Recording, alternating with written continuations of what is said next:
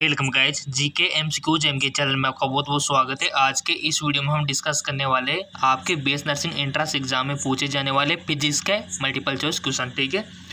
और बहुत से क्वेश्चन आपको डायरेक्ट मिल भी सकते हैं, ठीक है ना। तो आपको ये चैनल सब्सक्राइब करके बेल आइकन पर प्रेस कर लेना ताकि आपको बीएस नर्सिंग की लेटेस्ट इन्फॉर्मेशन मिलती रहे, ताकि आपका साल बर्बाद ना हो, ठीक है। तो इसी प्रकार के मल्टीपल चॉइस क्वेश्चन आपको मिलते रहेंगे, चैनल को सब्सक्राइब कर लीजिए। बहुत ही विज्ञान यानी कि फिजिक्स के ये क्वेश्चन है। आपके कमेंट आए थे सर फिजिक्स के भी बताइए, ठीक है। बायो को तो हम बहुत सारे कर चुके। तो चलिए पहला क्वेश्चन है, इलेक्ट्रॉन वोल्ट का मात्रक आपको बताना है। Electron volt is the unit of charge, momentum, potential difference या फिर एनर्जी। बहुत अच्छा क्वेश्चन है, टिक लगा दो किसी एक पे, लगा दिया, चेक नाउ। इसका राइट ऑप्शन हो जाएगा गाइज ऑप्शन डी यानी कि एनर्जी, ठीक है। यानी कि इलेक्ट्रॉन वोल्ट का मात्रक एनर्जी ऊर्जा है। इलेक्ट्रॉन वोल्ट का मात्रक ऊर्जा, ठीक। अगला क्वेश्चन है, जेनर डायोड से संबंधित क्वेश्चन है। बहुत अच्छा है, क्वेश्चन बनता है इस चैप्टर से, अर्धचालक वाले चैप्टर से। जेनर डायोड का उपयोग किया जा सकता है किसमें? पूर्ण तरंग दृष्टकारी के रूप में, प्रत्यावर्ती धारा वोल्टेज नियंत्रक के रूप में, या फिर दृष्ट धारा वोल्टेज नियंत्रक के रूप में, या फिर अर्ध तरंग दृष्टकारी के रूप में। Zener diode can be use as full wave rectifier, AC voltage DC voltage regulator, या फिर हाफ वेव रेक्टिफायर। बहुत अच्छा क्वेश्चन है।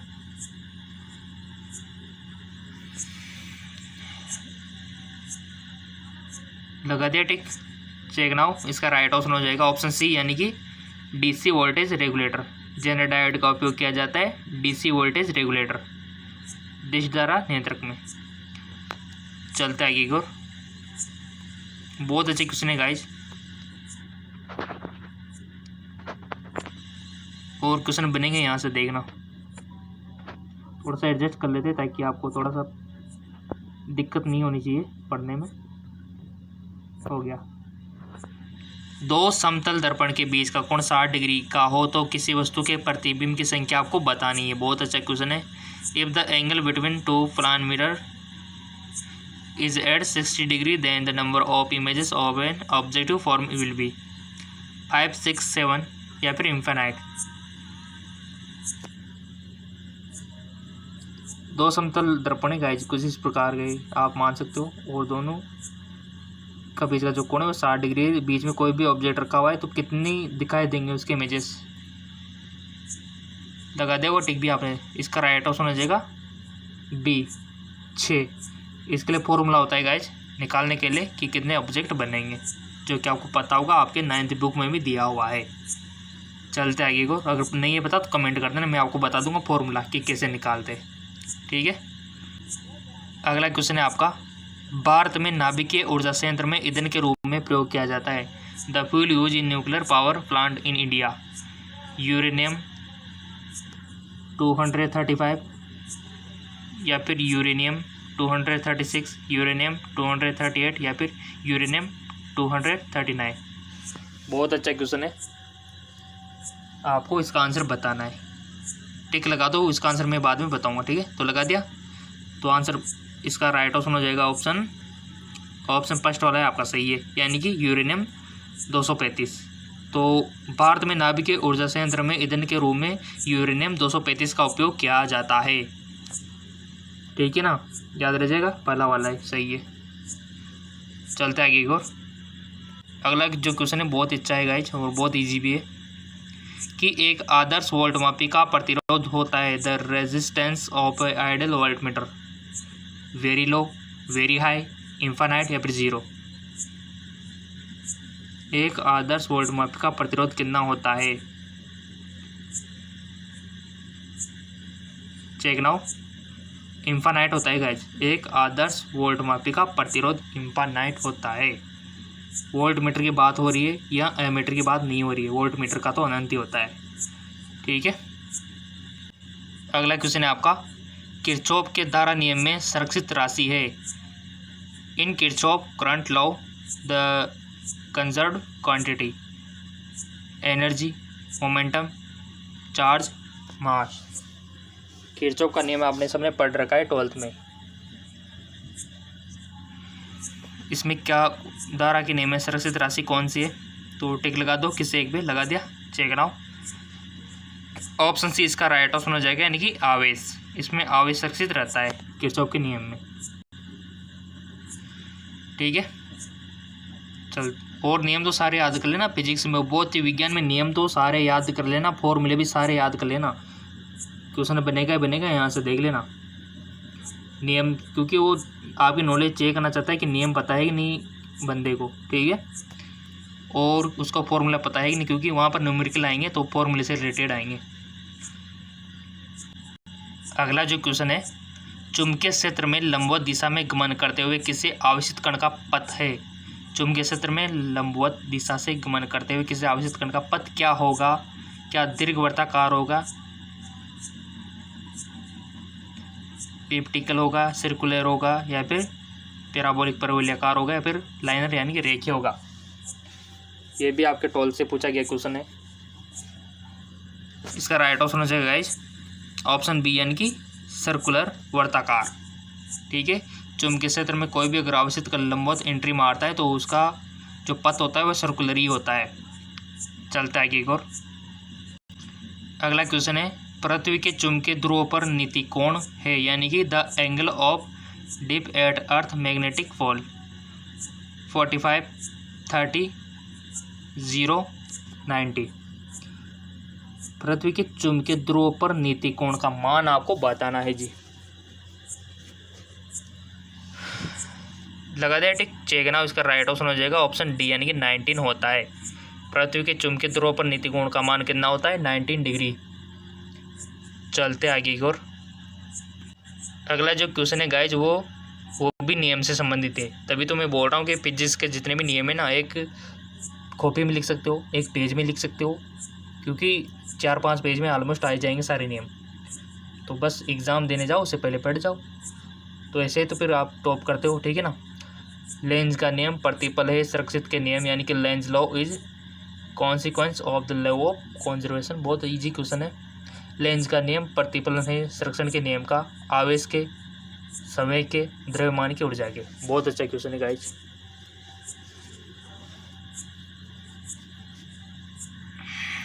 लगा दो टिक, लगा दिया, चेक ना। इसका राइट ऑप्शन हो जाएगा ऑप्शन डी, यानी कि ऊर्जा का। लेंज का नियम किसका, प्रतिबल संरक्षण का नियम है ऊर्जा का, ठीक है। चलते आगे को। अगला क्वेश्चन है कि दोलन करने वाले एलसी प्रपथ की आवृत्ति है, the frequency of oscillating LC circuit, ठीक है। तो ऑप्शन आपके सामने 1/2 पाई अंडर LC, या फिर 1/√ LC, या फिर 1/LC, या फिर LC। बता दो गाइज राइट ऑप्शन। दोलन करने वाले एलसी प्रपथ की आवृत्ति, the frequency of oscillation LC। तो इसका राइट ऑप्शन हो जाएगा हमारा ऑप्शन पहला वाला ही सही है, ठीक है। तो ये आपके सामने जो इसके नीचे दिया हुआ है, इसका राइट ऑप्शन यही है, ये वाला, ठीक है, ये वाला, ठीक है, ये वाला 1/2 पाई अंडर LC, ठीक है। याद रख लेना, क्वेश्चन बन सकता है। चलते आगे और। अगला क्वेश्चन है आपका, विस्थापन धारा को परिभाषित किया, displacement current was defined by. Ampere ने, फेराडे ने, मैक्सवेल ने, या फिर गॉस ने। विस्थापन धारा को परिभाषित किया किसने किया? 4 ऑप्शन में से एक पे टिक लगा दिया, चेक नाउ। ऑप्शन सी, यानी कि मैक्सवेल ने। विस्थापन धारा को मैक्सवेल ने परिभाषित किया, ठीक है। चलते आगे और। अगला जो क्वेश्चन है बच्चों वाला क्वेश्चन है, सबको आना चाहिए, जितने भी वीडियो देख रहे सबको आना चाहिए, बच्चों वाला क्वेश्चन है, ठीक है। शौच नेत्र के लिए स्पष्ट दृष्टि की न्यूनतम दूरी कितनी होनी चाहिए? The लेस्ट distance of the vision के लिए, नॉर्मल विजन के लिए 25 सेंटीमीटर, 50 सेंटीमीटर, या फिर 100 सेंटीमीटर, या फिर 30 सेंटीमीटर। तो बच्चों वाला क्वेश्चन क्योंकि बचपन में पढ़ा होगा आपने, तो आ भी गया होगा। इसका राइट ऑप्शन हो जाएगा 25 सेंटीमीटर, ठीक है, 25 सेंटीमीटर होनी चाहिए। चलते आगे और। अगला क्वेश्चन भी आपका बहुत इंपॉर्टेंट है कि एक उत्तल लेंस की क्षमता +4 डायोप्टर है तो इसकी फोकस दूरी कितनी होगी। The power of convex lens is 4+ dioptre, it focal length will be. So guys आपने वन ऑप्शन सेलेक्ट कर लिया होगा, इसका राइट ऑप्शन हो जाएगा ऑप्शन हमारा 3 वाला ऑप्शन सी, यानी कि 25 सेंटीमीटर। ठीक है, एक उत्तल लेंस की जो क्षमता 4 डायोप्टर है तो इसकी फोकस दूरी 25 सेंटीमीटर होगी। ठीक है ना, बहुत अच्छा क्वेश्चन है। इस प्रकार के क्वेश्चन पूछे जा सकते हैं तो आपको ये याद रखना है। चलते आगे को। अगला जो क्वेश्चन है, the best monochromatic source of light, यानी कि प्रकाश का सबसे अच्छा एक वर्णीय स्रोत आपको बताना है। मोनोक्रोमेटिक एक वर्णीय, जिसमें एक ही वर्ण होना चाहिए। कैंडल, बल्ब, मर्क्यूरी ट्यूब या फिर लेज़र। देखिए गाइज, आपको पता है सूर्य जो होता है ना, उसमें एक वर्णीय नहीं होता, उसमें काफ़ी रंगों का मिश्रण होता है, जिसको आप प्रिज्म के द्वारा पृथक करके देख सकते हो। ठीक है, सेम उसी प्रकार मोमबत्ती में भी होता है, बल्ब में भी होता है, मर्क्यूरी ट्यूब में भी होता है, बट एक चीज़ है जिसमें एक वर्णीय प्रकाश होता है। तो सिंपल सी बात है, सबको आगे होगा लेज़र। लेज़र में एक वर्णीय प्रकाश होता है और एक वर्णीय प्रकाश का सबसे अच्छा सोर्स लेज़र ही है। तो ऑप्शन डी लेज़र। ठीक है, याद रह जाएगा। Laser best source of monochromatic, यानी कि एक वर्णीय स्रोत। चलते आगे एक और। अगला क्वेश्चन है, फोटोन के गतिज द्रव्यमान का सूत्र आपको बताना है। The formula of for the kinetic mass of photon, hv/λ, h/c, hv/c या फिर h/c/λ। बहुत अच्छा क्वेश्चन है गाइज। फोटोन के गतिज द्रव्यमान का सूत्र आपको बताना है, तो इसका राइट ऑप्शन हो जाएगा लास्ट वाला, h/c/λ। ठीक है, चलते आगे की ओर। ऐसे क्वेश्चन बनते हैं आपके फिजिक्स में, बीएससी नर्सिंग में। ठीक है, एंट्रेंस एग्जाम में। चलते आगे की ओर। अगला क्वेश्चन आपके सामने है, किसी गतिमान कण से संबंध दी ब्रोगली तरंग की तरंगदैर्घ्य निर्भर नहीं करती है। किस पर निर्भर करती है, डिपेंड नहीं करती है। मॉस पे, चार्ज पे, वेलोसिटी पे या फिर मोमेंटम पे।